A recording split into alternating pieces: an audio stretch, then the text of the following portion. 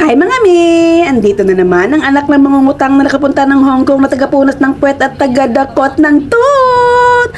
For today's video ay ipapakita ko sa inyo ang view from the Hong Kong Observation Wheel. Ayan yung makikita nyo sa cable car ng observation wheel. Yan yung view na makikita nyo, ang harbor ng Hong Kong. And may kukwento pala ko sa inyo. Unang-una akong nakasakay dito is way back 2017 or 2018. Ako lang mag-isa ang sumakay noon at wala akong ginawang ganap. Hindi ako nag-video-video. Iwan ko ba kung bakit? Nag-ano lang ako, nag-picture lang ako pero hindi ko rin siya na-upload. Ewan ko kung bakit, basta wala akong ginawa, kundi in-enjoy ko lang yung view from the top. At masyado akong na-amaze at wala akong nagawang video at hindi pa naman uso that time yung mga reels na ganito. Yung ano lang, yung parang chill-chill lang, yung chill ride lang kasi pag hindi kasi maraming tao, ang ikot ng observation wheel ay hanggang 4.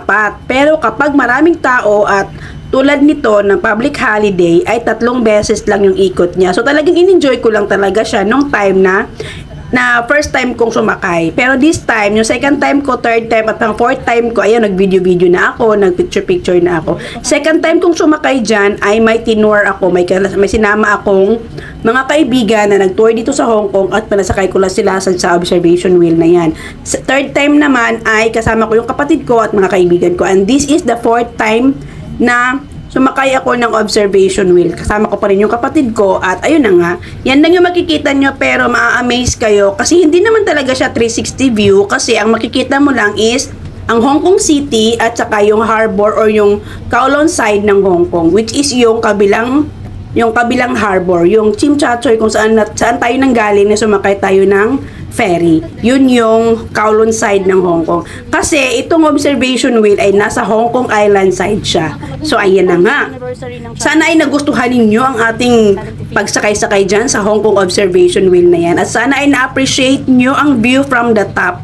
So, hanggang sa muli ay magpapaalam na muna ako sa ngayon and I'll see you again on my next video mga me. At sana ay patuloy niyo pa rin akong suportahan sa mga gagawin kong mga video.